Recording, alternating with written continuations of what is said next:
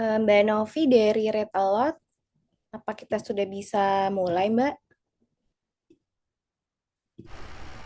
Beberapa sudah bergabung Kak Sela, monggo kalau misalkan mau dimulai ya. Ya, kita dari Red Alert dulu ya, Oh boleh, boleh. MC ya, silahkan. Baik, kami buka dulu ya. Assalamualaikum warahmatullahi wabarakatuh. Waalaikumsalam warahmatullahi Assalamualaikum. Selamat pagi buat saya manggilnya teman-teman atau biasanya kalau di Read Aloud itu semua dipanggil kakak-kakak begitu ya. Jadi kakak-kakak kita mulai dengan kita sapaannya kakak-kakak, jadi nggak ada yang merasa mana yang lebih muda mana yang dituakan, jadi kita semuanya sama kakak-kakak pada pagi hari ini. Terima kasih sebelumnya saya ucapkan kepada tim dari Taskia yang sudah menawarkan untuk berbagi bersedekah ilmu di bulan Ramadan ini. Semoga puasanya bagi yang berpuasa masih lancar dan akan lancar ke depannya. Perkenalkan, saya Novia Maharani dari Read Aloud Gresik, dan nanti ada teman-teman selain saya, juga ada teman-teman dari Read Aloud Gresik yang pagi ini juga akan ikut bergabung. Sebagai perkenalan singkat, saya izin share bacakan profil singkat Read Aloud Gresik. Sebentar.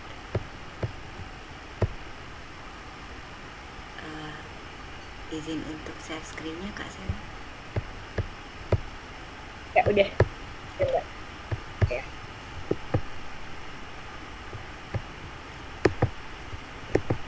Oke, baik. Saya akan membacakan singkat saja tentang profil Read Aloud Gresik.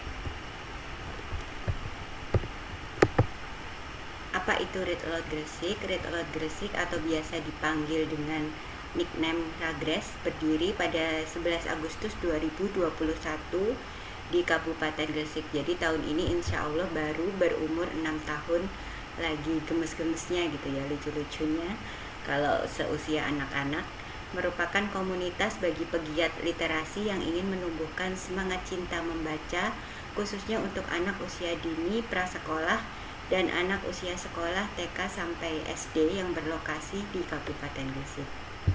Read Aloud Gresik berada di bawah naungan Read Aloud Indonesia dan dibimbing langsung oleh Ibu Rosi Setiawan, yaitu founder dan Read Aloud aktivis founder Reading Box.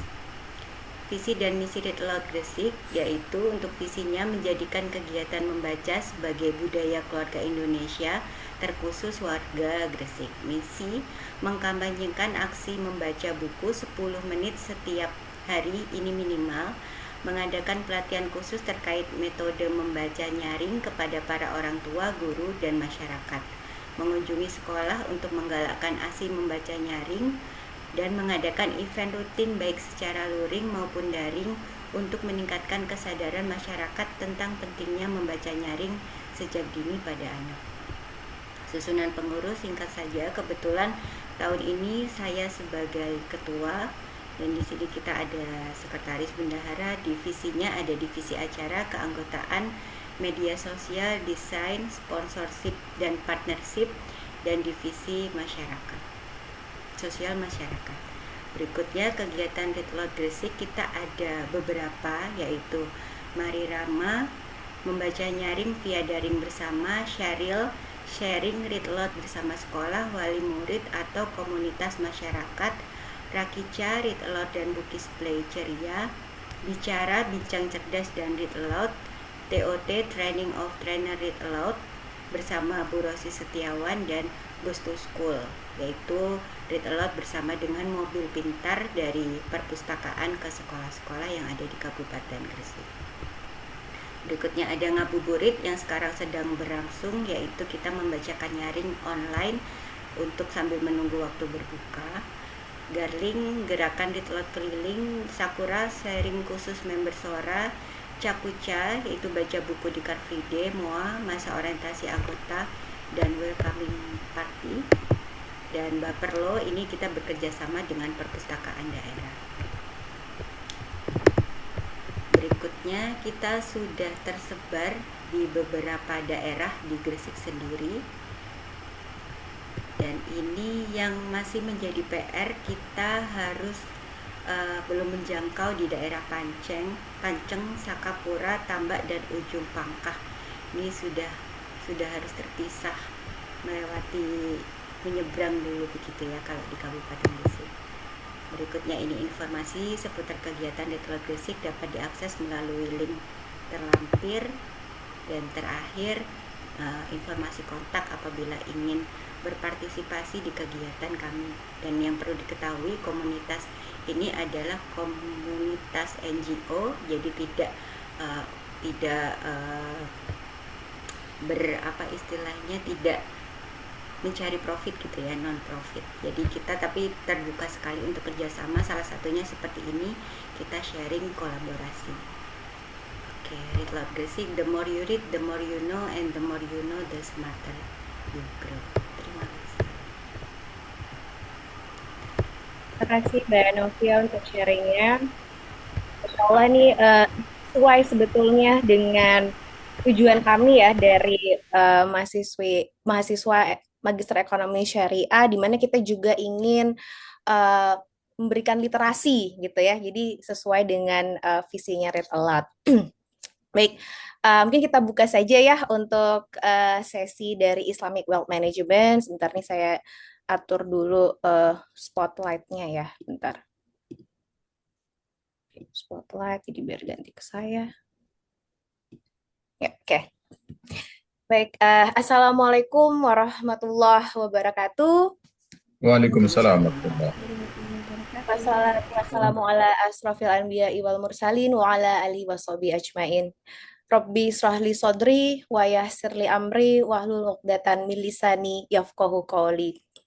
Pertama-tama, marilah kita panjatkan puji syukur kehadirat Allah Subhanahu wa taala, karena dengan rahmatnya lah maka di pagi hari ini kita bisa berkumpul dalam Islamic Wealth Management webinar ya, yang merupakan salah satu majelis ilmu gitu.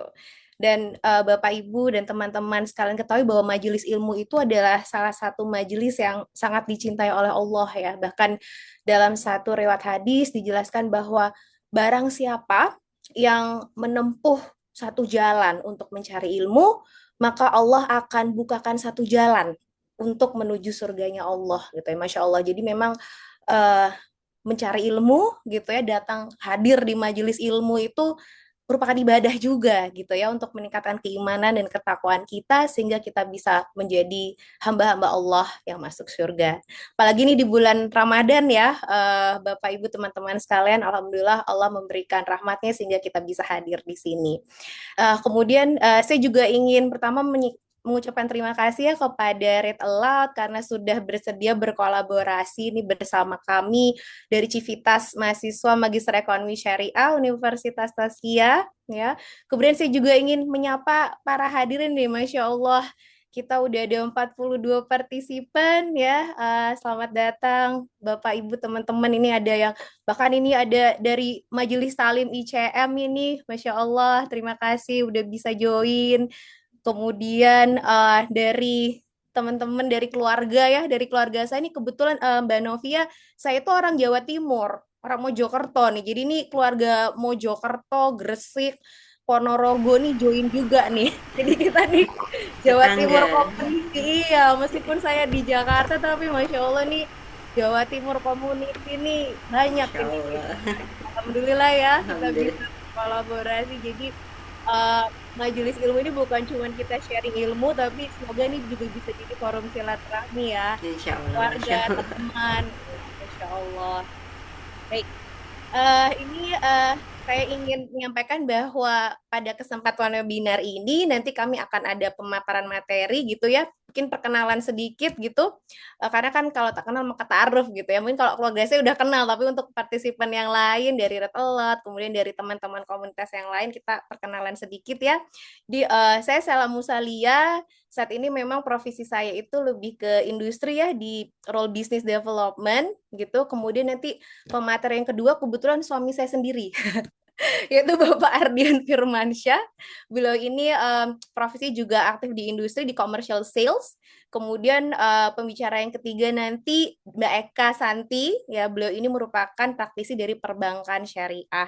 Dan kebetulan kami bertiga ini sama-sama sedang menimba ilmu nih di Universitas Tazkiyah, sehingga kita juga ingin share nih ilmu-ilmu yang sudah kita dapatkan dan untuk meningkatkan literasi juga terkait keuangan dan pengelolaan harta menurut Islam seperti itu ya. Nah, baik ini saya share dulu untuk materinya. Bentar ya, saya share screen. Ya, oke. Apakah sudah terlihat untuk Sudah, Iya, saya? sudah. Sudah ya. Baik. Jadi pada webinar hari ini kita akan membahas 3 topik utama gitu ya. Yang pertama adalah mengapa perlu mengatur keuangan keluarga. Yang kedua, makna harta dalam pandangan Islam. Dan yang ketiga adalah menjemput rezeki yang halal, halal wealth creation. Jadi ini basic landasan utama dari Islamic Wealth Management ini di hari pertama ini. Kemudian nanti di hari Rabu akan ada lanjutannya dan itu mungkin lebih teknis gitu ya, terkait bagaimana kita melakukan protection, accumulation, terkait harta dan pengelolaannya. Nah, itu lebih teknis di hari kedua. Nah, untuk hari ini kita belajar atau kita sharing terkait basicnya terlebih dahulu. Nah, nanti di akhir sesi, jadi harapannya Bapak Ibu teman-teman bisa full ya sampai akhir sesi, karena di akhir sesi nanti kita akan ada kuis berhadiah gitu. Jadi pastikan dicatat materinya gitu ya, mungkin dari apa yang kami sampaikan nanti akan jadi pertanyaan kuis gitu ya. Dan juga mohon untuk diisi juga form absensinya gitu, karena nanti kita akan ada door prize. Jadi untuk partisipan yang mengikuti webinar D1 dan juga D2, nanti kita akan pilih ya, kita akan undi dan akan ada door prize menarik seperti itu. Oke, langsung saja kita mulai ke topik yang pertama ya. Nah, jadi topik yang pertama ini berbicara tentang mengapa sih kita perlu mengatur keuangan keluarga gitu ya. Karena sebelum kita lanjut nih ke yang lebih jauh tentang perencanaan keuangan, kita harus tahu dulu alasan kuatnya itu apa gitu. Kenapa sih? Kenapa enggak? Ya udahlah, let it flow aja. Kenapa harus diatur? Kenapa harus direncanakan? Nah, ini penting nih untuk kita pahami dan kita jadikan mindset gitu ya. Karena ketika kita memiliki landasan dan fondasi yang kuat, maka itu akan memudahkan kita untuk melakukan perencanaan. Karena pada dasarnya perencanaan keuangan itu butuh dua dua sikap utama gitu ya. Yang pertama konsistensi, yang kedua disiplin. Nah, ketika kita punya alasan yang kuat gitu ya, mindset yang bagus, maka konsisten dan disiplin itu akan menjadi mudah seperti itu. Nah, karena ini kita pas juga nih sama bulan Ramadan ya, jadi kita niatkan kita membahas hal ini dan mempelajari hal ini bersama dengan niat yang lurus, menata hati, menata harta, dan juga mencari berkah. Oke, ini saya mau buka sesi interaktif dulu ya. Jadi nanti bisa tulis jawabannya di kolom chat atau off mute juga boleh. Coba di antara Bapak Ibu, teman-teman sekalian, siapa yang di bulan Ramadan ini pengeluarannya justru lebih besar daripada bulan-bulan atau hari-hari selain Ramadan? Coba deh. Siapa? Bisa tulis di kolom chat ya. Oh, Mbak Rodia tulisin Mbak Dewi. Ya, banyak ya. Jadi memang banyak ya yang justru di bulan Ramadan ini malah pengeluaran lebih besar. Padahal kan kalau di bulan Ramadan harus kita makan cuma 2 kali sehari ya. Padahal biasanya kan 3 kali sehari gitu. Kenapa ini? Kayaknya kebanyakan beli takjil, lapar mata gitu ya. Atau mungkin bisa jadi korban-korban flash sale gitu di marketplace karena Ramadan nih banyak promo gitu ya. Nah, itu tadi. Jadi karena kita belum tahu nih harus mengatur keuangan, belum tahu mindsetnya, bisa jadi kita tergoda tuh ya dengan hal-hal seperti itu, apalagi di bulan Ramadan yang banyak promonya. Oke, sekarang pertanyaan kedua nih. Kalau tadi kan kita mengeluarkan uang kita gitu ya untuk membeli sesuatu seperti itu. Nah, sebetulnya kalau menurut Bapak, Ibu, dan teman-teman sekalian, harta yang kita keluarkan itu atau uang yang kita keluarkan itu tuh sebetulnya milik siapa sih? Gitu. Apakah milik kita? Apa milik, coba bisa tulis di kolom chat juga ya. Apakah kan ada juga nih yang bilang harta suami milik siapa? Bapak-bapak. Milik bapak-bapak atau milik istri? Harta suami, ada yang bilang harta suami milik istri gitu ya. Terus harta istri juga milik istri gitu ya. Apakah betul seperti itu? Nah ini udah, oh Masya Allah banget ini. Udah deh jawab Mbak Dini, milik Allah, betul. Mbak Rodia tuh sebagian milik yang berhak, iya betul. Oh Pak Agus, harta suami milik keluarga sebagian. Iya, iya, iya, betul. Jadi kalau kita lihat ya, maaf. Jadi kalau kita lihat sebetulnya dalam Islam itu harta itu milik Allah gitu. Jadi harta yang kita pegang nih saat ini itu sebetulnya adalah amanah gitu ya, amanah dari Allah supaya kita bisa mengelolanya.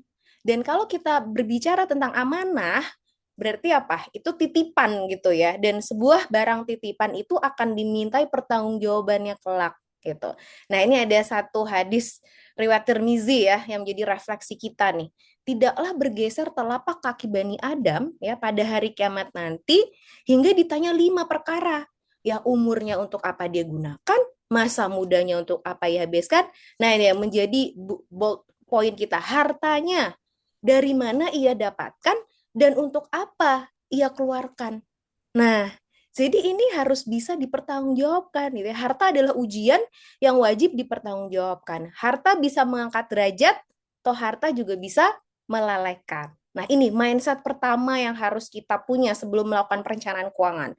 Harta adalah amanah, sehingga kita harus bisa merencanakan pengeluaran kita agar diridhoi oleh Allah dan agar dapat dipertanggungjawabkan di hari kiamat nanti. Seperti itu. Nah, mindset yang kedua, perencanaan keuangan itu pada dasarnya adalah Islami gitu. Islam mengajarkan itu Bapak Ibu dan teman-teman kakak-kakak sekalian. Dan Allah telah mencontohkan itu ya dalam Quran surat At-Tariq ayat 16. Dan aku pun membuat rencana dengan sebenar-benarnya. Itu kata Allah ya.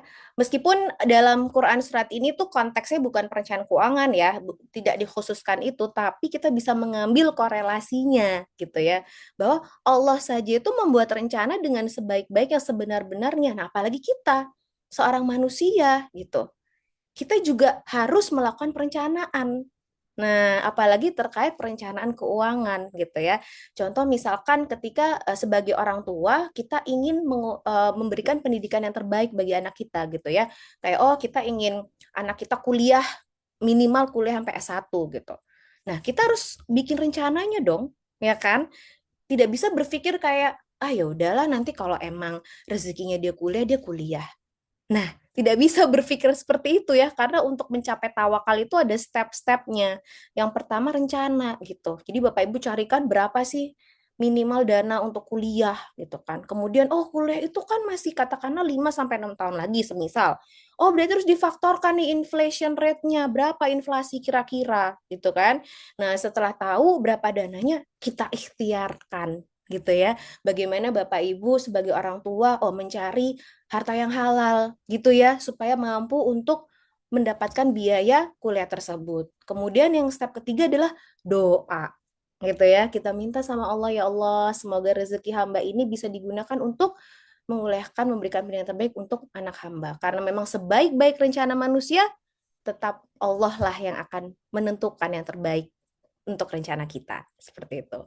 Nah, barulah yang terakhir adalah tawakal. Nah, cuman kalau kita lihat nih ya fenomena yang ada di masyarakat seringkali tuh salah kaprah. Seringkali tawakal dan pasrah tanpa melakukan rencana dan ikhtiar gitu. Pasti sering dengar ya kayak kata-kata kayak ah ya udahlah rezeki kan sudah diatur sama Allah gitu ya. Nah, itu mindset yang keliru sebetulnya gitu. Memang rezeki sudah diatur oleh Allah, tapi kan kita harus merencanakan dan mengikhtiarkan. Nah, seperti itu ya. Dan perencanaan itu adalah bentuk menjaga amanah. Amanah terhadap apa?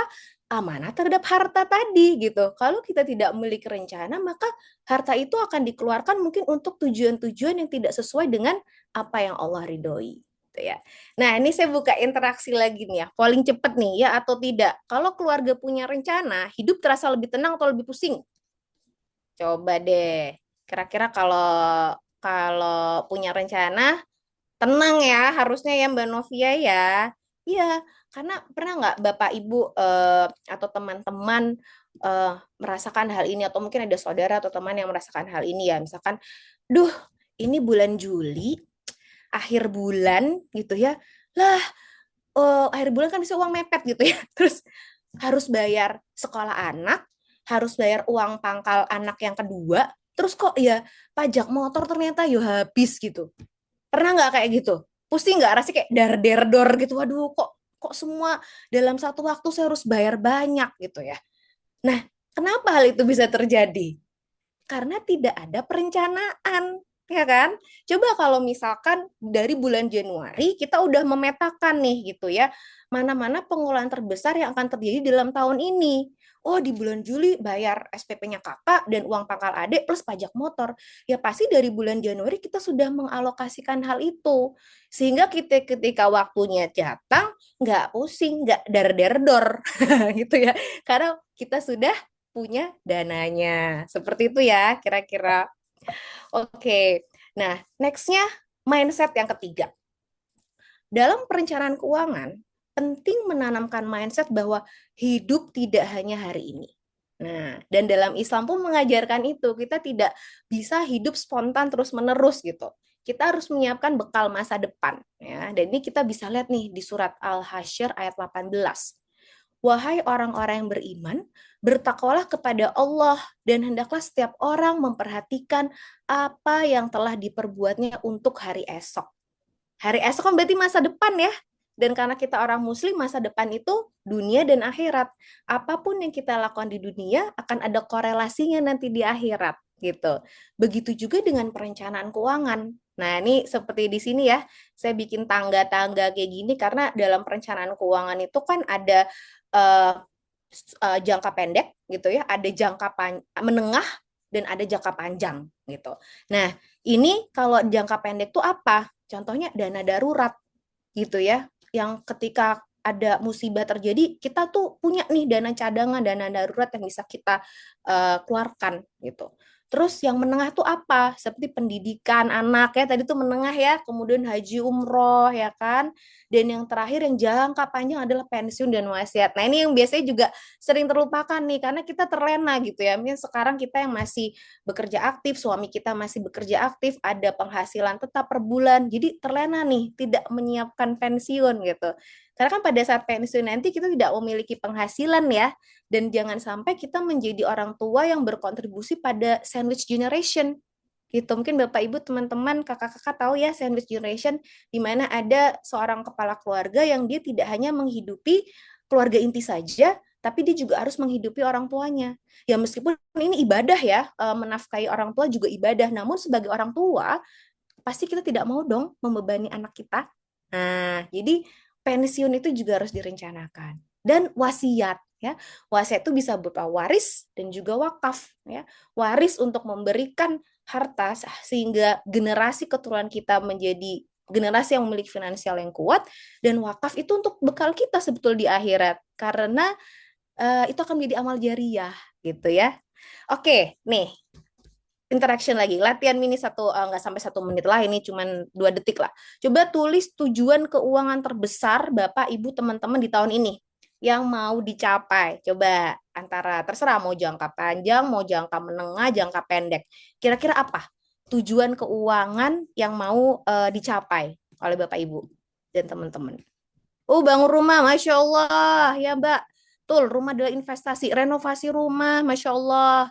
Umroh, mencapai kebebasan finansial, Masya Allah. Beli mobil, iya, betul kan Lebaran ya. Beli mobil baru ya, betul.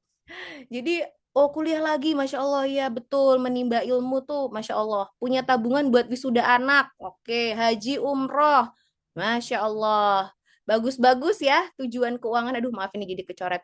Oke, jadi karena ini kita di bulan Ramadan ya, dan Masya Allah tujuan tujuan keuangannya itu Masya Allah sekali. Jadi yuk kita doakan bersama ya, karena ini bulan Ramadan, bulan yang suci. Yuk kita doakan bersama bahwa tujuan keuangan dari Bapak, Ibu, teman-teman sekalian yang udah ditulis di chat gitu kan akan dikabulkan oleh Allah Subhanahu wa taala, mendapatkan keberkahan dan ridhonya. Itu ya. Amin amin robbal alamin. Wah, ini ada yang coret-coret ya. Oke. Oke. Eh, Selanjutnya, kita di dalam perencanaan keuangan itu sebetulnya ada dua nih, mungkin lebih pernah mendengar juga ya, perencanaan keuangan yang konvensional atau yang non-Islami gitu ya, versus ke perencanaan keuangan Islami. Sebetulnya apa sih bedanya gitu ya? Nah, kalau perencanaan keuangan Islami itu kita selalu balance nih. Kita selalu akan melihat timbangan ini nih, dunia dan akhirat. Jadi setiap apa yang kita rencanakan pasti kita berpikir korelasinya gitu. Bagaimana di dunianya gitu, bagaimana manfaat di dunia dan bagaimana pertanggungjawaban kita di akhirat gitu. Sehingga perencanaan keuangan Islami kita selalu menjadi ibadah muamalah kita gitu. Tapi berbeda dengan perencanaan keuangan yang konvensional atau non-Islami, itu cuman berfokus pada dunia aja gitu. Misalkan ya udah mencari rezeki mungkin tidak terlalu mementingkan itu halal atau haram gitu ya. Terus mengenai zakat, bersedekah, berbagi, mungkin mereka tidak terlalu memikirkan itu gitu ya. Tapi perencanaan keuangan Islami itu holistik gitu, mempertimbangkan dunia dan juga akhirat seperti itu. Nah, ini dia adalah inti dari Islamic Wealth Management sebenarnya Bapak, Ibu, dan teman-teman. Jadi Masya Allah sekali ya, Islam itu memang agama yang sempurna. Setiap detil ya, transaksi muamalah ya, kita kan selama ini mungkin kalau ibadah udah banyak kita belajar. Muamalah pun ya, itu diatur gitu. Bahkan ada strukturnya seperti ini. Jadi dalam Islamic Wealth Management itu ada 5 pilar utama. Dan pengelolaan harta itu ibarat membangun rumah kokoh ya dengan 5 pilar utama yang saling melengkapi gitu. Jadi pilar yang pertama adalah wealth creation, mencari harta halal. Jadi harta itu tidak akan ada artinya apa-apa ketika sumbernya tuh haram gitu ya.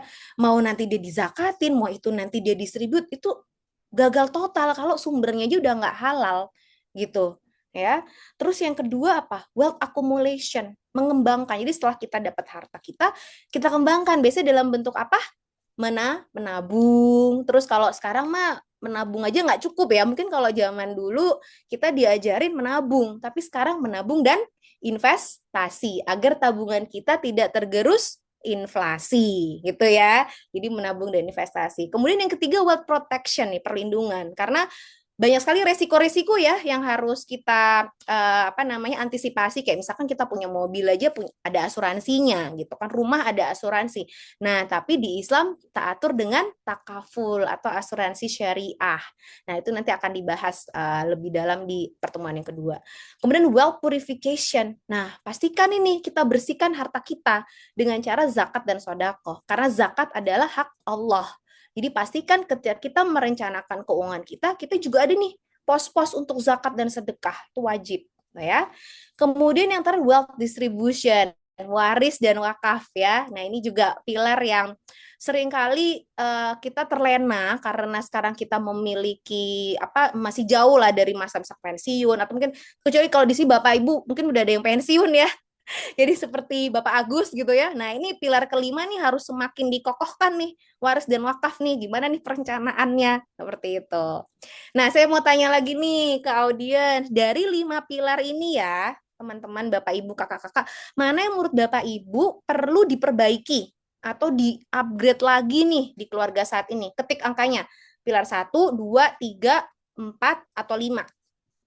Coba kita lihat. Oh ya, Ibu Yusna, nomor 5. Iya, oh Pak Agus siap katanya ya Pak. Sama wealth accumulation berarti nambah investasi ya Pak Agus ya. Kemudian Mbak Miftanul Husna 2, oke, investasi berarti. Protection, Mbak Novia iya. Mbak Rodiatul nomor 2. Dua dulu baru lima. Oke, siap. Oke, Pak Mauludi dua. Oke ya. Jadi intinya yuk kita refleksikan diri gitu ya dari lima pilar ini karena nggak boleh ada satu pilar yang nggak kokoh karena kalau ada yang nggak kokoh nanti jadi nggak kokoh juga rumahnya gitu ya. Jadi kita refleksikan diri mana pilar yang harus diperbaiki. Nah, saya ingin menutup materi saya ini dengan suatu hadis riwayat Ibnu Hibban. Di situ Rasulullah bersabda, sebaik-baik harta adalah harta yang dimiliki oleh orang yang soleh. Nah, karena orang yang soleh itu akan mengelola hartanya berdasarkan syariat gitu ya, dan dia akan mengimplementasikan lima pilar ini dalam wealth manajemennya sehingga hartanya menjadi berkah dan menjadi harta yang dapat mengantarkan ke surganya Allah. Terima kasih, itu materi dari saya. Mungkin kalau ada pertanyaan disimpan dulu ya atau bisa tulis di kolom chat, nanti di akhir sesi akan kami jawab. Oke, untuk slide yang materi yang kedua akan disampaikan oleh suami saya, yaitu Mas Ardian Firmansyah. Ya, silakan Mas Ardian.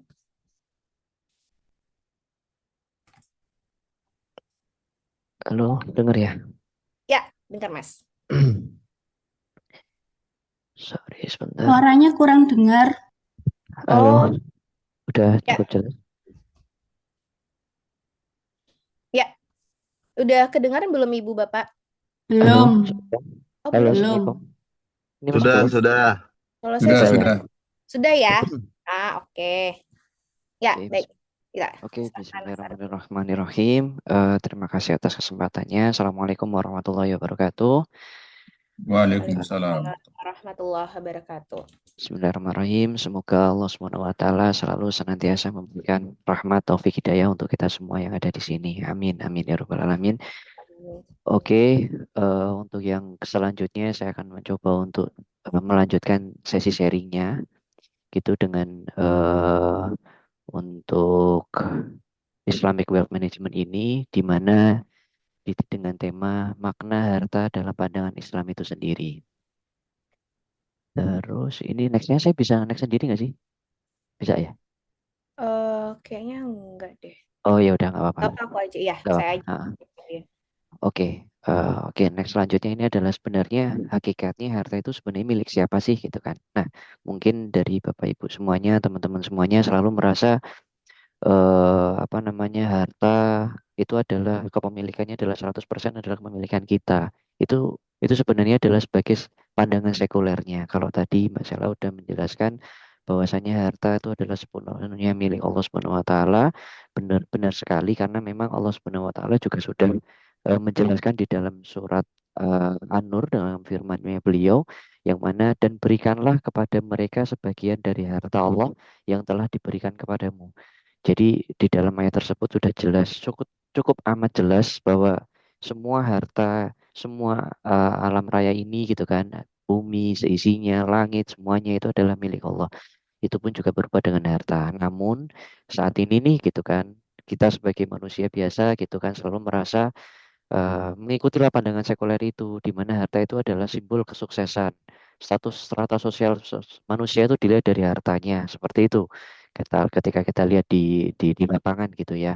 Terus juga merasa kepemilikannya itu mutlak. Itu kan saya sudah bekerja, gaji saya segini, penghasilan saya segini, ya sudah ini adalah milik saya. Padahal tidak seperti itu sepenuhnya gitu kan.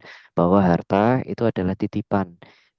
Jadi manusia itu adalah diberikan tugas, diberikan kewajiban oleh Allah Subhanahu wa taala sebagai manajernya, auto manage aja gitu kan. Gimana untuk memanage harta itu sendiri gitu. Jadi kalau kita merasa sebagai contoh nih saya kita coba sedikit memberikan contoh gitu kan. Kita sendiri tuh merasa kayak mungkin kehilangan uang 100.000, 200.000 itu sedihnya udah nggak karu-karuan tuh gitu kan. Waduh ini gimana nih uang saya hilang nih 100 gitu kan. Nah itu karena rasa pandangan sekulernya itu masih cukup ada itu, masih cukup kental itu. Ini harta saya ini gitu kan. Tanpa melihat oh iya ya ini adalah milik Allah.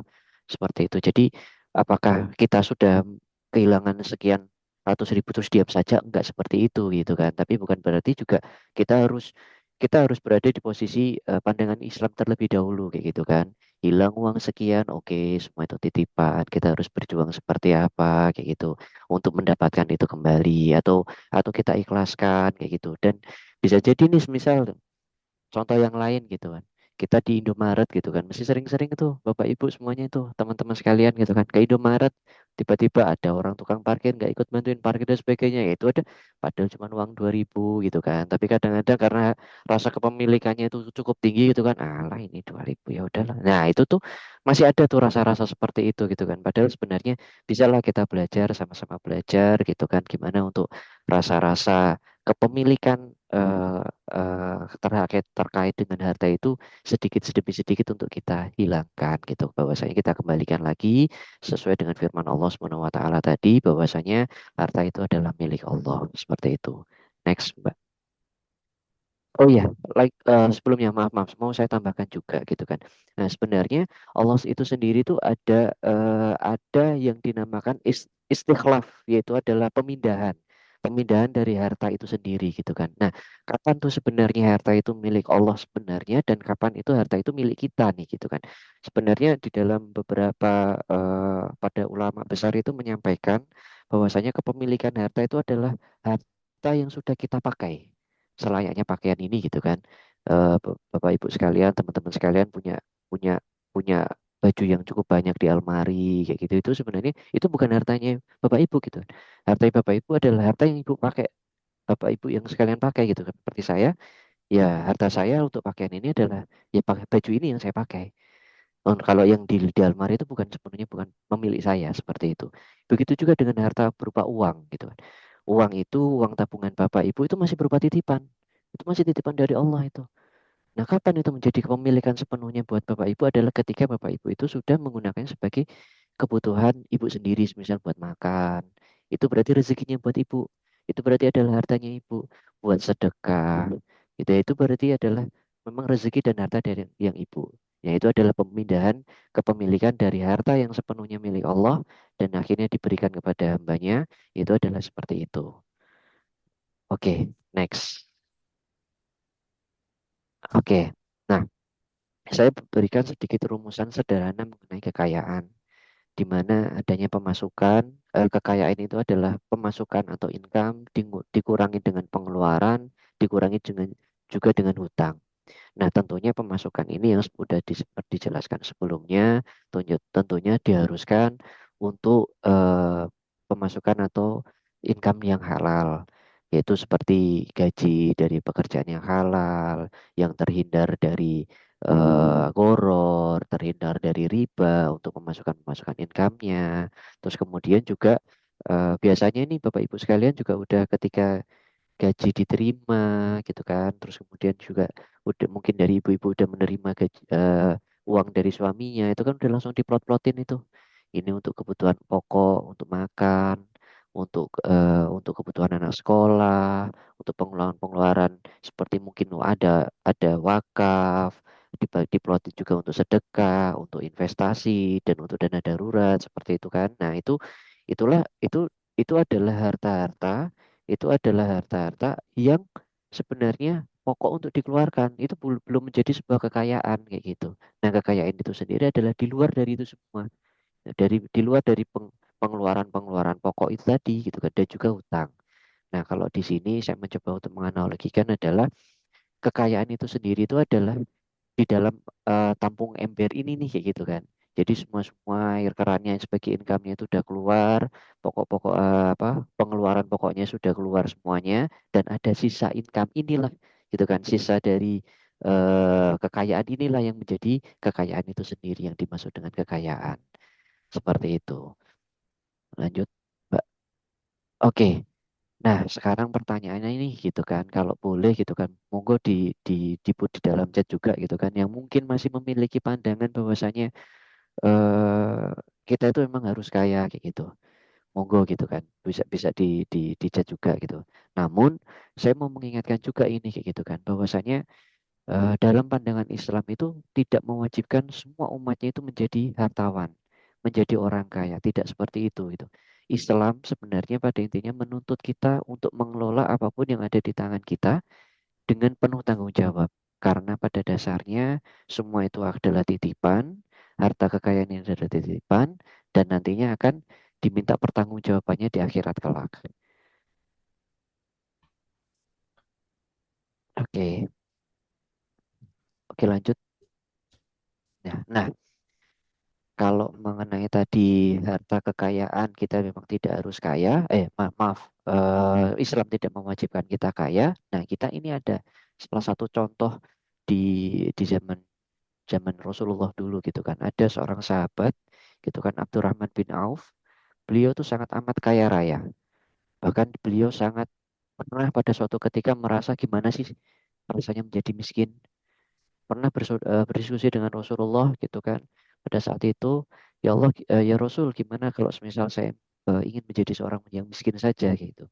Namun Rasulullah tidak menyetujui itu gitu. Kenapa? Karena Rasulullah sangat amat tahu tuh bahwa Abdurrahman bin Auf itu beliau sangat amat pandai dalam bersedekah.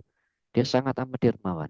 Salah satu ahli sedekah pada zaman Rasulullah itu adalah Abdurrahman bin Auf. Dengan kekayaannya yang sangat amat kaya itu, gitu kan, dia gunakan untuk di jalan Allah, untuk kebutuhan banyak, untuk rakyat, kebutuhan untuk di jalan Islam, untuk menyebarkan agama Islam. Beliau menggunakan hartanya itu seperti itu. Nah, berbanding terbalik dengan sahabat Rasul bernama Salabah ini kayak gitu kan, yang mana dulunya sangat amat miskin. Dia berjuang keras gimana caranya supaya beliau bisa merasakan menjadi seorang yang kaya raya. Karena sangat amat terobsesi dengan kekayaan seperti itu. Hingga akhirnya dijabah doanya sama Allah. Dikasihlah sebuah kekayaan gitu kan. Namun kedua sisi ini yang sangat berbeda gitu kan. Yang Abdurrahman bin Auf, alhamdulillah beliau meninggal dalam kondisi Islam, kondisi sangat hidup di jalan dakwah Allah gitu kan. Sedangkan Salabah justru kebalikan. Karena dia awal mulanya dia sangat dekat sama Rasul, sangat salah satu sahabat yang rajin beribadah, rajin menjalankan perintah semua larangan dan Allah juga gitu kan, menjauhkan semua larangan Allah. Namun akhirnya karena terobsesi dengan harta, akhirnya dia terlena dan beliau meninggal dalam kondisi sangat amat kikir. Nauzubillah min dzalik. Semoga kita semua senantiasa dijauhkan dari sifat jelek tersebut gitu. Jadi pada dasarnya kekayaan itu adalah alat bantu untuk beramal. Syukur alhamdulillah kita semua bisa menjadi seorang yang dermawan sebuah kecukupan. Seperti itu. Allahu alam. Next, Mbak. Nah, ini ada cerita yang terakhir yaitu kaya tanpa harta. Kayak kekayaan yang beliau miliki ini adalah kekayaan berupa ilmu, the power of the qanaah. Jadi ini adalah salah satu sahabat Rasul, salah satu kaum juga ahlu sufah yang mana secara ekonomi dunianya bisa digolongkan orang miskin. Terus bagaimana income-nya? Income-nya dari mana? Income-nya dari sedekah. Sedekah masyarakat Madinah pada saat itu. Terus dia punya tempat tinggal tidak punya juga. Dia tinggalnya di atas Masjid Nabawi. Namun beliau sangat dekat sekali sama Rasul. Dimanapun Rasul sedang berdakwah, beliau selalu ikut. Di mana Rasul sedang mengajarkan agama Islam, beliau selalu ikut. Beliau selalu mendekat sama Rasul gitu kan. Tetapi beliau sangat amat merasa kecukupan dengan kondisi sangat miskinnya beliau itu, gitu kan. Beliau masih merasa sangat kecukupan. Sekecil apapun harta yang beliau miliki, entah itu berupa ilmu ataupun berupa uang, beliau berusaha sebanyak mungkin untuk bersedekah dalam konteks ilmu dan konteks harta. Masya Allah banget gitu kan. Nah, kalau dari sisi saya melihat ada beberapa poin yang bisa saya sampai simpulkan di sini juga gitu kan, di mana ini hidup adalah pilihan gitu kan. Kayak syukur atau miskin sabar.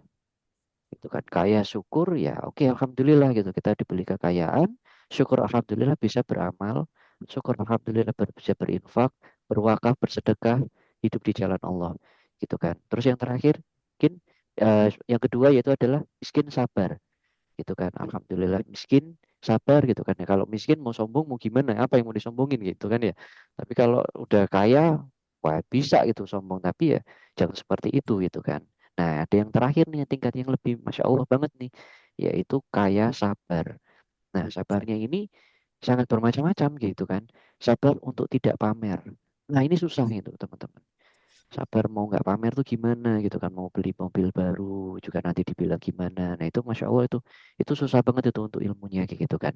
Nah ini sama-sama belajar juga gitu kan. Nah terus sabar juga di jalan Allah gitu kan.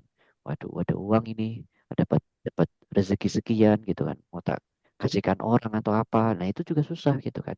Nah, itu kan terus yang terakhir yaitu sabar dalam hal yang halal gitu kan. Hidup yang di jalan yang halal itu juga salah satunya juga hal yang sangat susah gitu kan. Godaan sangat besar kayak gitu kan. Seperti itu. Terus next, Mbak. Nah, yang ini tiga pilar manajemen berkah di rumah yang saya simpulkan.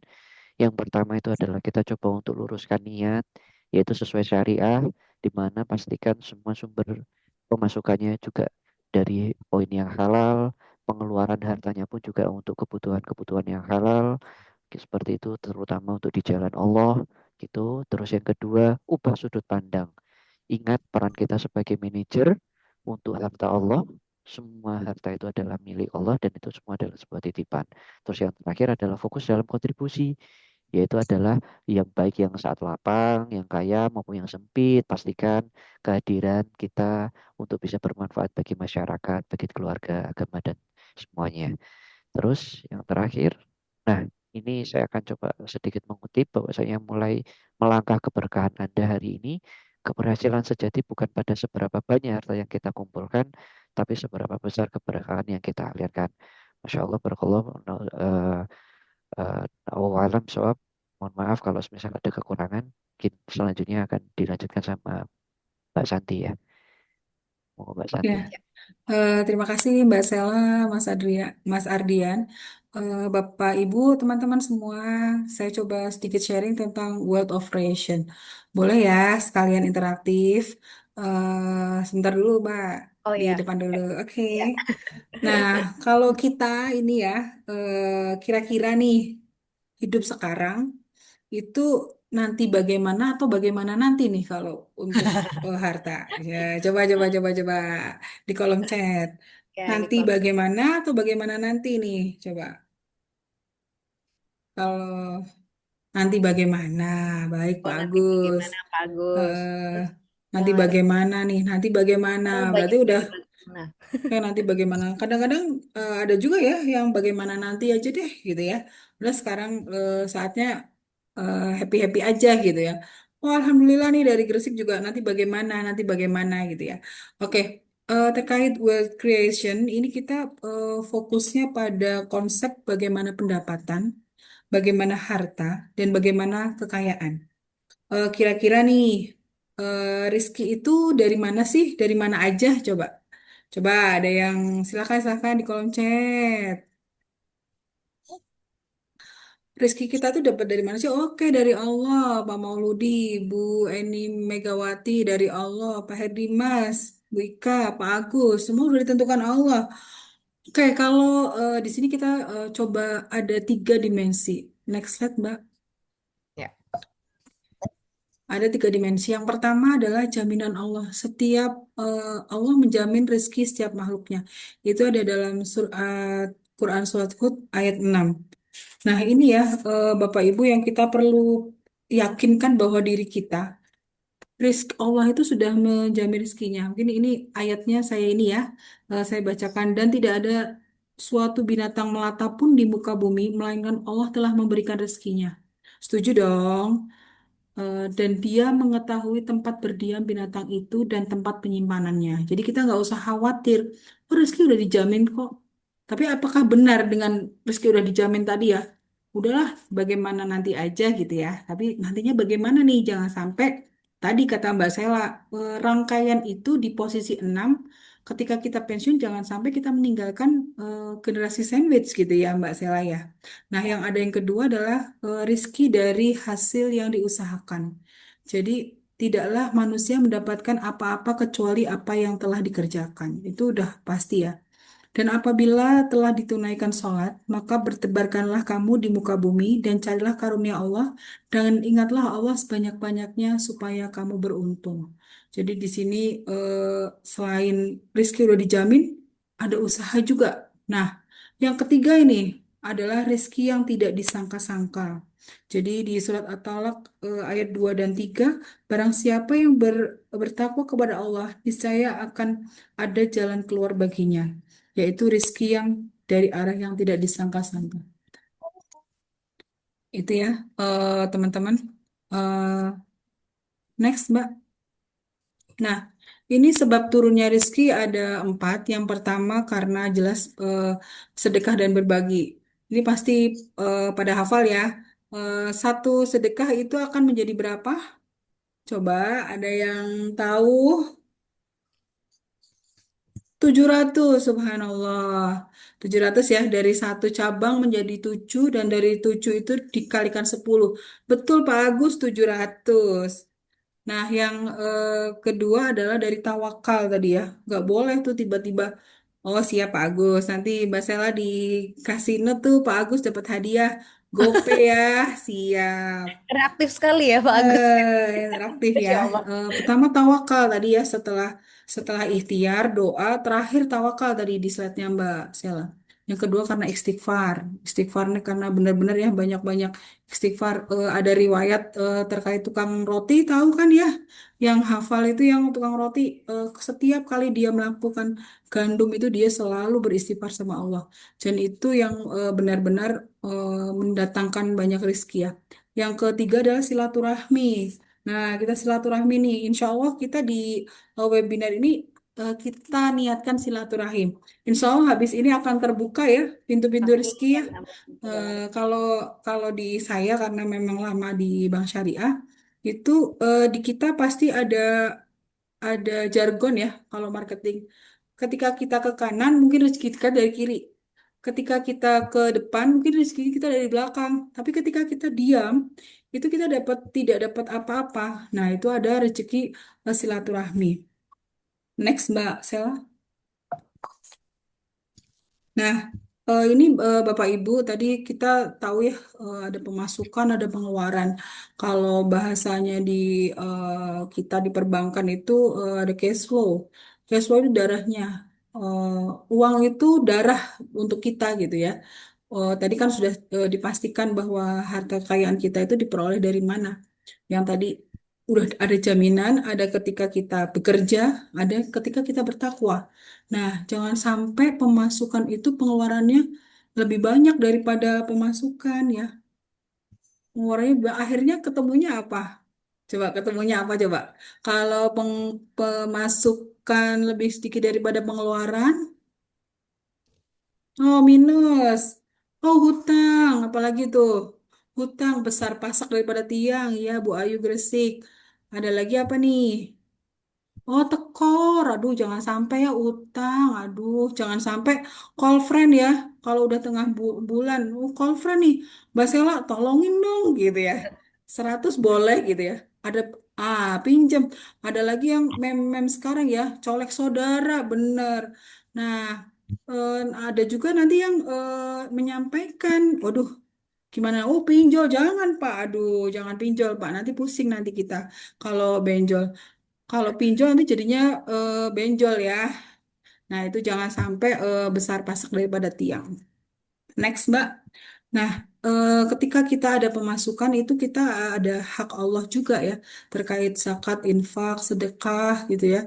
Ada hak orang lain itu hutang. Jangan sampai kita tidak bisa masuk surga karena hutang ya. Itu sangat benar ya. Uang tidak dibawa mati, tapi hutang dibawa mati. Jadi itu perlu kita tekankan ya ke diri kita ya bahwa hutang itu kita bawa mati. Nah, ada hak masa depan, ada investasi, ada tabungan. Nanti nanti di slide berikutnya mungkin di teman-teman yang lain terkait investasi apa aja yang saat ini bisa untuk investasi. Nah, hak sekarang yaitu konsumsi.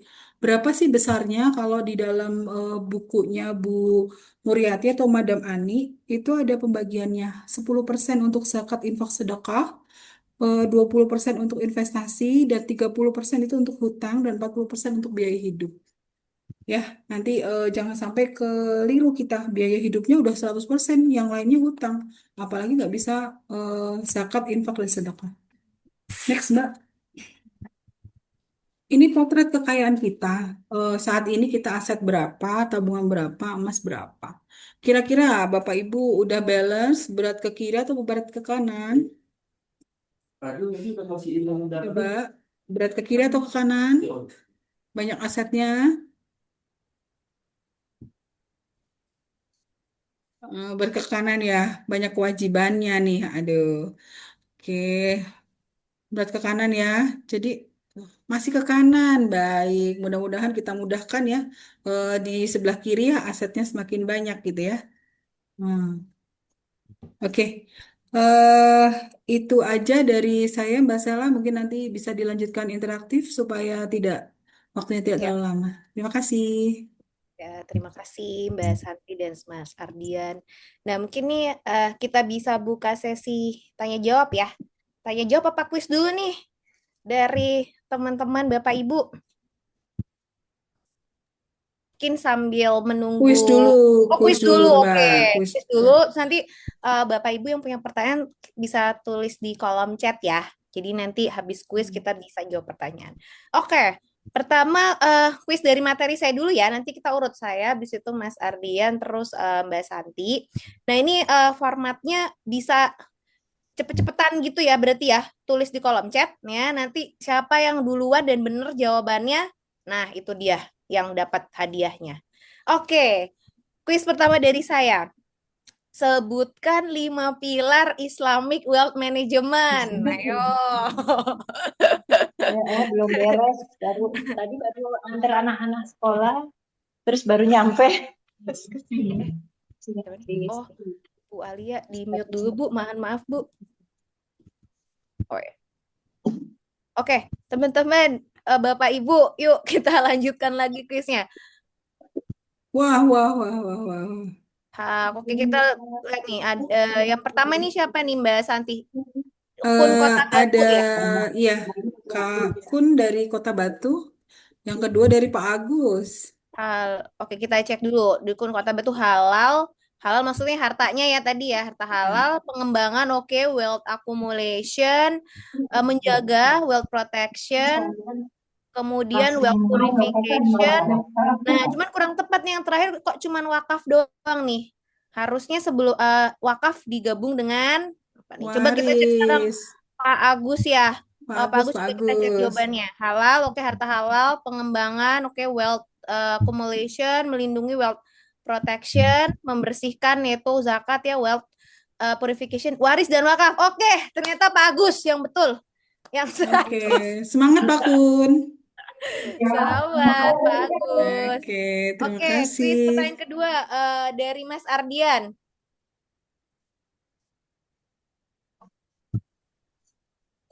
Halo. Ya, halo. Halo, Silakan Mas iya. Ardian pertanyaannya. Oke, pertanyaannya siapa nama sahabat Rasul yang meninggalnya dalam kondisi dermawan? Siap. Udah betul itu. Udah Oh, betul. siapa nih Mbak Ulfa ya? Mbak Yang Ulfa. paling cepat siapa nih? Mbak Ulfa ya. Mbak Ulfa, oke. Abdurrahman bin Auf. Oke, selamat. Nanti yang menang kuis Pak Agus, Mbak Ulfa, tolong DM ya untuk nomor GoPay-nya. Nanti kita akan kasih hadiah voucher GoPay. Oke, pertanyaan ketiga dari Mbak Santi. Kuis ketiga. Untuk rezeki yang tak disangka-sangka itu ketentuannya apa ya? Rezeki yang tidak disangka-sangka. Ini kita lihat, oh paling cepat nih Pak Imam, tawakal. Oh, salah, masih salah. Oh, Pak Abdul Salah. Mauludi. Yang benar nih, takwa ya. Masya Allah. Terima kasih, terima kasih, terima kasih. Pak Abdul Mauludi ya, yang betul ya? Iya, betul. Masya Allah, mantap. Terus kita kasih play lagi ya, kan ada 6 pemenang ya nanti ya. Iya, Oke, boleh, boleh. pertanyaan lanjut dari saya ya. Apa perbedaan perencanaan keuangan konvensional versus Islami? Yo, apa bedanya konvensional versus Islami dalam perencanaan keuangan? Pak Kun Kota Baru kepemilikan. Masih belum tepat, Pak. Belum tepat. Coba tadi udah saya sampaikan. Lebih ke tujuannya ya, berarti. Perbedaannya tuh lebih ke tujuannya. Iya, Mbak Dini nih, bener nih. Kalau Islami dunia akhirat ya, betul itu bedanya. Kalau Islami dunia akhirat, kalau konvensional cuma dunia saja. Oke, selamat Mbak Dini. Ya, lanjut pertanyaan kedua dari Mas Ardian. Sebutkan rumus sederhana kekayaan. Oh, rumus sederhana kekayaan. Oke. Ayo, tadi ada sih di slide ya Mas Ardian.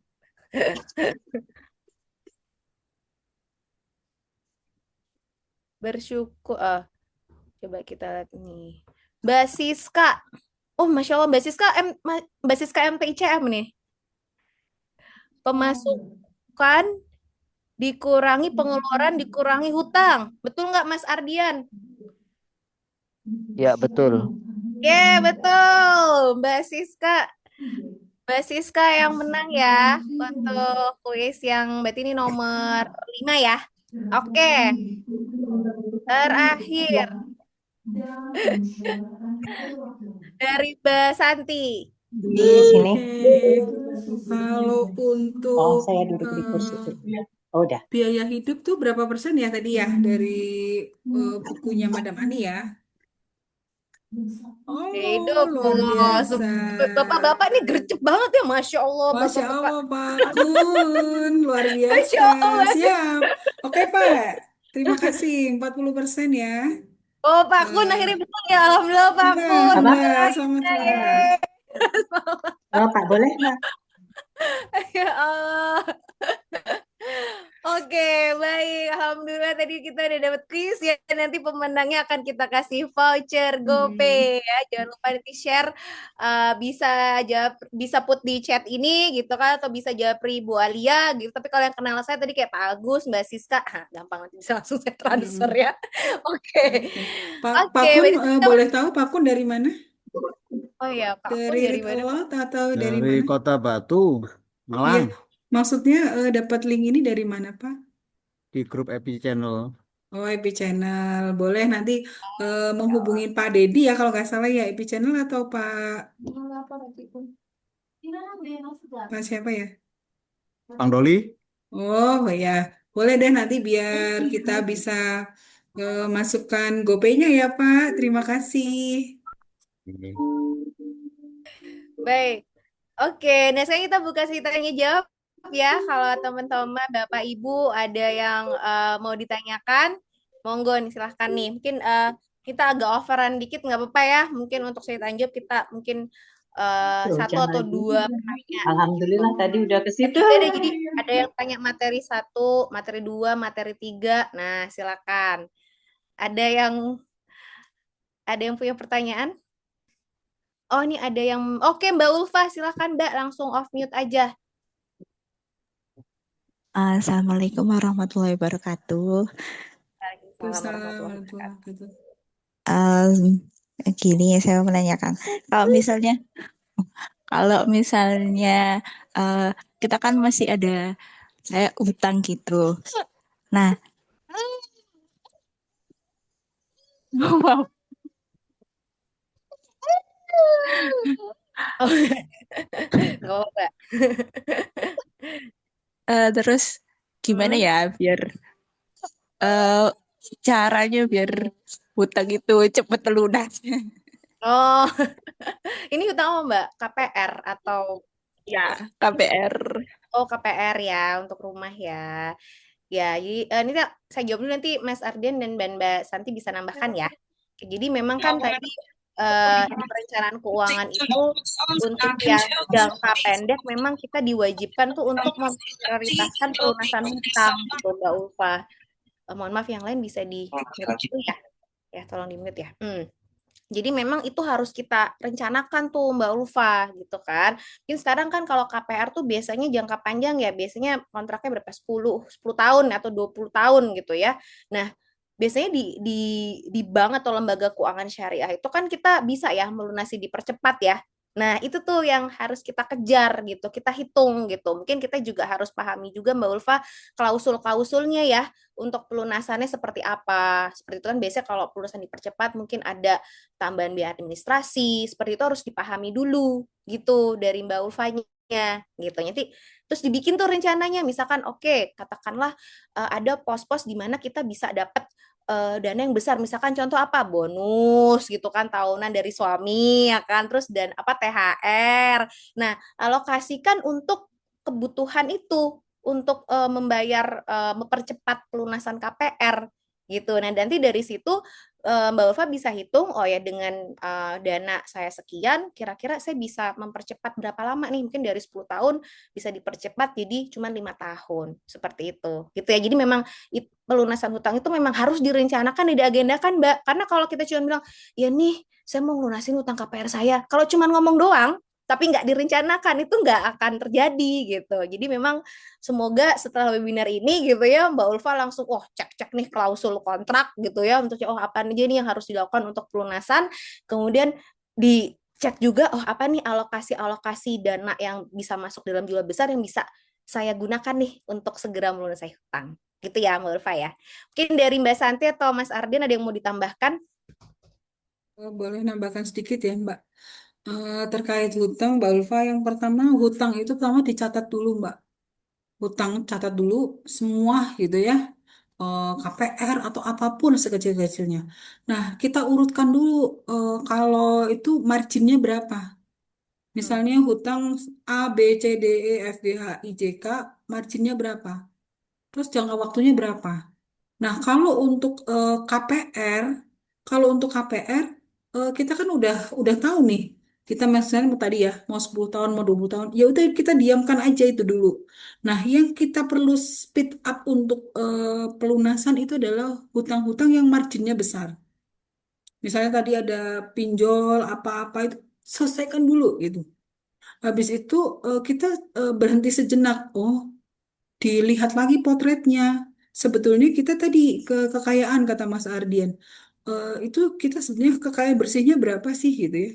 Tapi nggak usah terlalu pengen buru-buru melunasi hutang. Kalau saya pribadi dari sudut pandang sekarang ya. Sekarang kita mulai nata dulu nih dari hutang. Oke, kalau hutang masih di batasan 30% tadi seperti Prof. Ani masih 30% dari total gaji kita masih oke gitu. Tapi kalau udah mencapai 80% kita udah bengek kayaknya ya. Kalau udah bengek, salah satu kita harus amputasi. Misalnya, kita punya harta, mobilnya jual dulu deh. Habisin supaya kita setiap bulannya tidak ngap-ngapan gitu. Nggak enak dong kalau misalnya kakak-kakak ini di sini setiap bulan tuh begitu masuk habis gitu ya. Kita harus punya spread untuk kita nggak deg-degan terus. Karena ketika kita jantungan terus, kita nanti akan sakit. Telepon biasanya akan takut ya, ada telepon nomor gak dikenal juga gak akan diangkat gitu ya. Jadi kita coba tata lagi, kita diam sejenak. Oke, saya punya hutang ini A B C D, dan yang paling utama adalah terbuka ke suami, ke pasangan kita gitu. Oh, aku punya utang ini, aku akan beresin pakai ini. Kalau enggak, seperti apa? Itu perlunya keterbukaan ya, Mbak Sela ya. Tadi yang creation tuh kan apa nih, kita punya apa gitu ya. Itu aja sih mungkin jawaban dari saya. Silahkan Mas Ardian. Masukkan aja kan tambahan mungkin dari saya kaitannya dari hutang mungkin coba kita lihat juga kita luruskan niatnya untuk tujuannya adalah untuk inginnya semangatnya adalah untuk melunasin. Itu yang pertama. Terus yang kedua coba kita lihat gitu kan apakah hutangnya ini untuk di bank konvensional atau bank syariah. Nah, ini tentunya kita juga perlu lihat nih gitu kan. Katakanlah memang udah terlanjur bank bank konvensional gimana nih gitu kan ya. Kalau dari sisi saya mencoba untuk menyarankan untuk berpindahlah ke bank konvensional kalau memang itu terpepet gitu kan ya. Udah mulai kepepet ya udahlah kita coba untuk bank konvensional. Ya, seperti itu. Nah, paling tidak kita hindarin hal-hal yang memang yang tidak disukain oleh Allah seperti itu. Dengan harapan kita inginnya adalah baik, yaitu adalah ingin melunasi hutang, tentunya minta bantuan sama Allah juga, tapi at least ada usaha-usaha yang lain ini untuk menghindari hal-hal yang dibenci sama Allah. Salah satunya juga, ya oh iya ini memang mungkin masih ada konteks ribanya di bank konvensional, ini coba untuk dipindah ke bank syariah seperti itu. Itu salah satu saran dari saya. Baik, terima kasih. Terima kasih pertanyaannya Mbak Ulfa ya. Semoga menjawab ya. Nah, ini kita ada pertanyaan kedua nih dari Mbak Sinta. Izin bertanya, mohon maaf sebelum saya tertinggal mengikuti webinar, pertanyaan saya bagaimana cara menentukan berapa besar dana darurat? Nah, oke. Di biasanya kalau dana darurat itu kan kita refleksikan dulu dari pengeluaran atau kebutuhan kita per bulannya berapa. Nah, itu harus tahu dulu nih, karena kan tiap keluarga beda-beda ya, Mbak Sinta. Jadi mungkin Mbak Sinta bisa cek dulu tuh rata-rata pengeluaran per bulan keluarga Mbak Sinta itu berapa gitu. Nah, biasanya dana darurat tuh dikalikan gitu, misalkan 3 bulan gitu. Kenapa sih sebetulnya dana darurat tuh diperlukan? Jadi misalkan seperti kemarin kita tahu ada bencana COVID gitu ya, banyak misalkan itu mengimpact ke bisnisnya entrepreneur gitu. Mungkin teman-teman yang berwirausaha, oh karena COVID omsetnya turun gitu. Jadi yang harusnya biasanya dalam 1 bulan bisa mendapatkan uang sejumlah apa ini gitu ya, jadi kurang. Jadi akhirnya tidak bisa menafkahi keluarga sesuai dengan kebutuhannya. Nah, disitulah Bu pentingnya dana darurat gitu. Kalau katakanlah kita punya dana darurat minimal misalkan 3 bulan gitu ya dari total kebutuhan keluarga kita.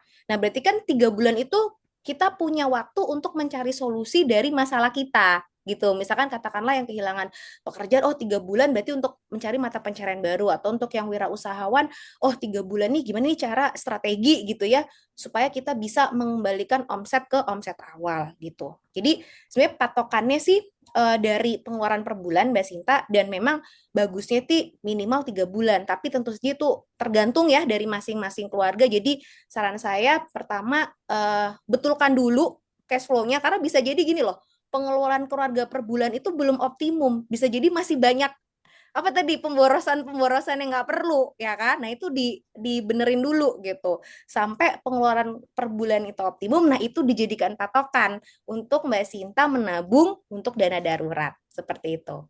Mungkin Mbak Santi bisa menambahkan. Iya, ini ada patokannya dana darurat dari beberapa literasi.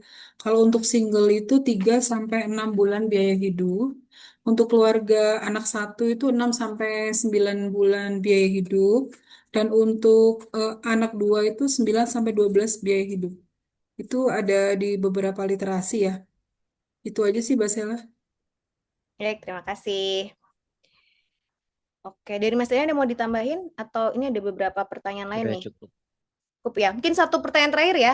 Nanti kalau ada pertanyaan yang belum terjawab, nanti kita share ya. Mungkin kalau teman-teman ini dari pertanyaan dari teman-teman Red Alert, mungkin kita bisa share melalui Bu Alia ya atau Mbak Novia ya. Gitu kan. Karena ini kita terbatas waktunya, takutnya teman-teman juga harus pindah ke agenda yang lain. Ini ada pertanyaan dari Mbak Ika. Assalamualaikum Kak Sela, izin bertanya bagaimana cara menagih hutang kepada orang yang sudah ditagih-tagih tapi belum bisa bayar, ingin mengikhlaskan namun masih banyak juga keperluan dan nominalnya tidak kecil. Mungkin Mas Ardian bisa bantu jawab dulu ya terkait ini. Nggak bisa Nih, nagih juga ya, Mas. yang ditagih biasanya jauh lebih galak ini kan daripada yang nagih gitu kan. Yang sering kali kan seperti itu ya, yang ditagih Hmm. gitu kan ya. Jadi kalau dari sisi saya yang perlu kita tahu, kita yang sudah terlanjur kita kasih hutang ya mungkin beda cerita ya. Tapi mungkin yang harus kita sama-sama tahu pada saat kita mau memberikan hutang atau bantuan ke orang lain, itu yang pertama yang harus ditanamkan adalah niatnya adalah tidak balik. Niatnya uang itu sudah tidak balik gitu. Itu pertama yang harus kita tanamkan gitu. Katakanlah memang kita belum bisa memberikan rasa dalam dirinya untuk ini nggak bisa balik nih kayaknya, ya udah deh, mending nggak usah kasih gitu kan. Karena memang apa hal ini salah satu contoh untuk preventif, untuk mencegah dari diri kita sendiri gitu. Justru malah nanti kitanya yang justru malah yang niat awalnya membantu, jadinya bantuannya malah tidak ikhlas dan sebagainya, justru malah nggak membuat pahala atau berkah buat kitanya nih gitu kan. Kalau saran saya sih seperti itu di awal gitu kan. Nah, terus kemudian yang kedua, katakanlah udah terlanjur berhutang, wah sudah terlanjur memberikan hutang, bagaimana cara kita gitu kan. Nah, dalam beberapa saran dan literasi gitu kan, memang kewajiban bagi kita nih yang memberikan hutang untuk menagihkan. Seperti itu. Nah, cara menagihkannya ini yang memang masing-masing harus lebih berkreatif nih gitu kan. Gimana caranya untuk bisa menagih dan sebagainya gitu kan. Cuman ya memang hal yang tidak bisa kita kontrol itu adalah ujung-ujungnya ya itu tadi gitu. Yang berhutang malah jauh lebih galak gitu kan. Udah dimintai gini-gini, udah dimintai dengan berbagai cara juga ternyata masih malah justru malah menyakitin di sisi kita gitu. Nah, kita balikin lagi ke arah niatnya kita tadi di awal gitu. niatnya kita dari awal untuk membantu, ya sebisa mungkin gitu kan, pada saat kita mau menagihkan dibalikin lagi, oh iya kita niatnya adalah membantu, dan jangan dijadikan itu sebagai backup. Wah tenang nih, aku nggak habis ini ya, masih ada uang, uang aku masih dibawa sana. Nah itu jangan gitu. Itu jangan dimasukkan dalam wealth managementnya ibu gitu, bapak ibu gitu kan. Itu tolong dihindarkan itu. Tuh, tolong dihindari gitu kan. Ya ini ibarat kata kalau dari sisi saya pribadi, ya inilah nanti ada rezeki tambahan dari utang yang masih belum dibayar.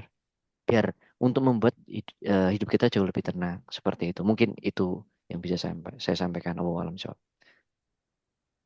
Ya mungkin menambahkan sedikit juga ya, kalau memang kan kewajiban kita pun juga untuk menagih gitu ya.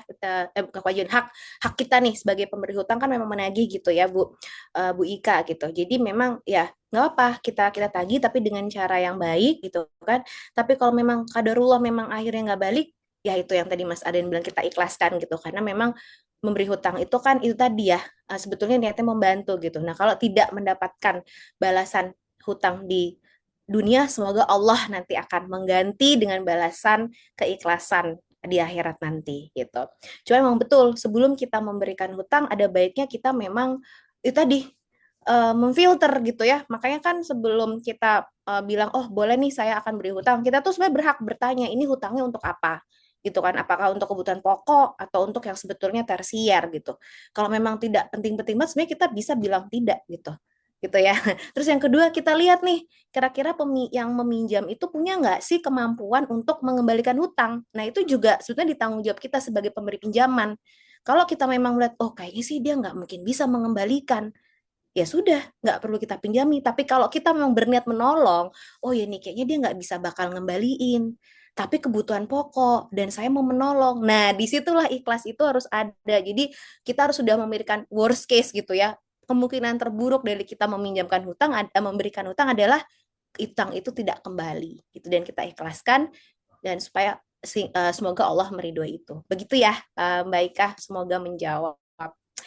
Oke, baik. Alhamdulillahirabbil alamin. Alhamdulillah ini kita sudah selesai ya di rangkaian acara ini, Masya Allah. Alhamdulillah berjalan dengan lancar, dan alhamdulillah antusiasnya ya saya lihat dari partisipan nih, ada yang tadi pada saat kita sesi interaksi itu pada jawab di kolom chat, tanya jawab juga pertanyaannya Masya Allah bagus-bagus. Jadi semoga kami harap sesi sharing ini menambah keberkahan gitu ya, dan juga menjadi ilmu yang bermanfaat bagi teman-teman, Bapak Ibu, dan juga bagi kami juga gitu ya, karena dengan sharing ilmu, maka ilmu itu akan menjadi lebih tertanam gitu ya, dan menjadi amal jariah juga seperti itu. Dan saya mewakili teman-teman dari Magister Ekonomi Syariah Universitas Kia. Memohon maaf apabila ada materi yang kurang pas atau ada salah kata, mohon dimaafkan, dan apabila ada kelebihan maka itu semua datang dari Allah. Saya tutup. Wassalamualaikum warahmatullahi wabarakatuh. Mungkin saya kembalikan ke Mbak Novia ya dari Rektorat. Silakan Mbak Novia. Baik, waalaikumsalam warahmatullahi wabarakatuh. Masya Allah, ini ada yang komen kurang lama katanya Kak Sel. Oh, Masya Allah.